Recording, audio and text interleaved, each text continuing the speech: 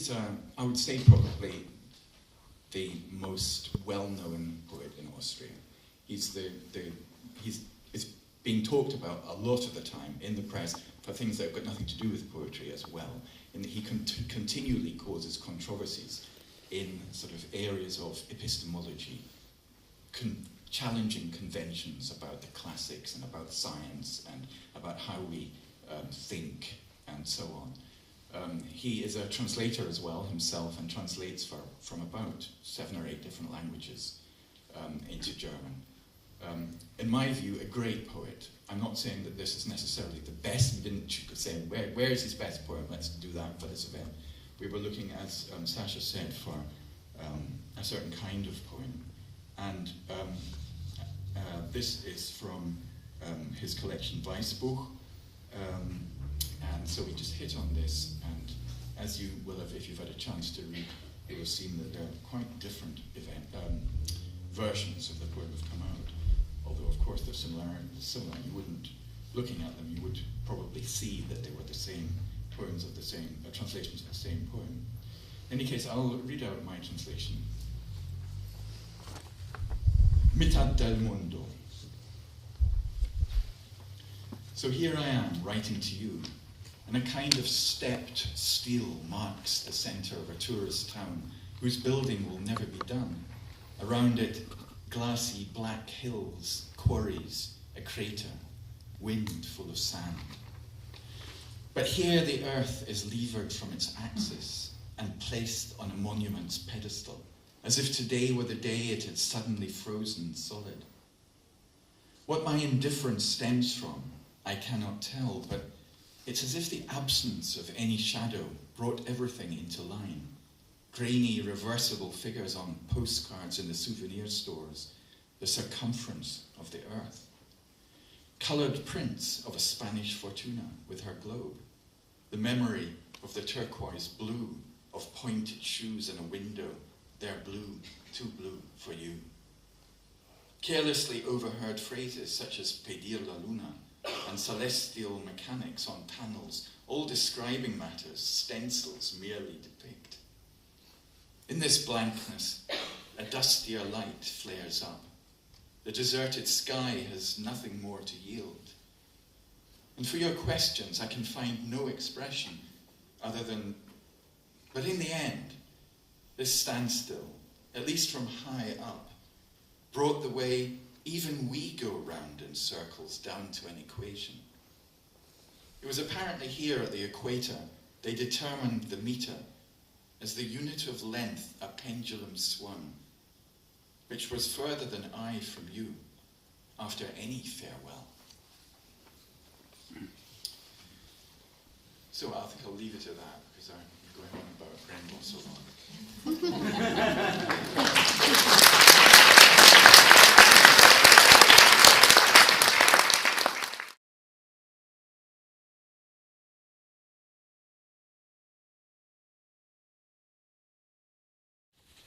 Now, some poems, as a translator, come easily. In fact, as you're reading them in the original, and I guess Ian and Sasha and the other translators here will recognise it, as you're reading them in the original, in your head already the lines are forming in English, and you kind of know what it's got to be, right from the off.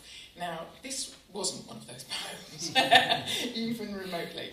It's what I think of as a kind of research poem. In a way, and so this is where my academic self comes in and finds itself allowed to speak. There's a date, there's a place after it. So you've got to start finding out about what's going on in this poem. There are clues which ask you to go and find out about things. And so I did a lot of research. I found out about Quito, I found out about La Condamine, who's mentioned in a little note, a little gloss to the poem, which appears in the book from which it comes. I looked up the places, I looked up the pictures to kind of get a sense of what this poem could be about.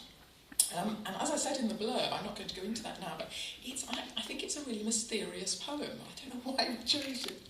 I wish I understood it better. It's a poem, I think, that is simultaneously about the mechanics of the universe, the known universe, a kind of scientific appreciation of the world, but also about a love or an intimate relationship of some kind. And it seems to me that while it seems to be about measuring, and a kind of scientific approach, and measuring and defining and allowing human values to define the world, actually it's simultaneously about how that effort is in vain, and about how it doesn't get you anywhere, and about how actually the universe is much bigger and more difficult and more elusive than that. And the poem is elusive in the same way. It keeps talking about saying things or defining things or seeing things, and then simultaneously about not seeing them and not being able to say them and not being able to define them. And so it seemed to me that actually getting some of that hesitation, some of that elusiveness was very important. One of the things that translators often need to do is make choices. And of course in choosing you always define and make it a little bit easier, a little bit more concrete. You choose one version. And so I think one of the things I wanted to do was kind of retain some of that mystery in the end, because that seemed to be, for me, very much what it was about. And I hope that that mystery remains after we've killed each other on the stage here. So thank you very much. And I should read it.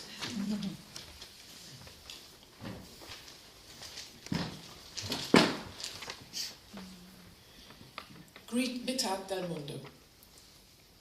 Greetings from the middle of the world, where today a teeming tourist town surrounds a pyramid of stone. Dark glass of mountains all around, quarries, craters, the wind full of sand. Yet this is where the earth was lifted from its axis at a stroke and placed upon a monument as if the day had stopped it in its tracks. Why I am unmoved, I cannot tell, as if the lack of any shadow might bring things into true. In the tat shop's fuzzy 3D picture poster cards, the compass of the world, colourised prints of a Spanish fortuna with her globe, the memory of the turquoise blue, of high heels in a window that were a shade too blue for you. Phrases overheard in passing like perder la luna, and plaques with a celestial machinery intended to express what the models merely show. A dusty light glows through the emptiness more dusty, the heavens left behind a shell. And when you ask, I cannot find a word to offer other than, in the end, it was this very stasis that fetched down our endless circling through the universe to find its cognate. And it was here, at the equator, the meter was defined according to the arc described by a pendulum, an arc larger than the space between us when I go away.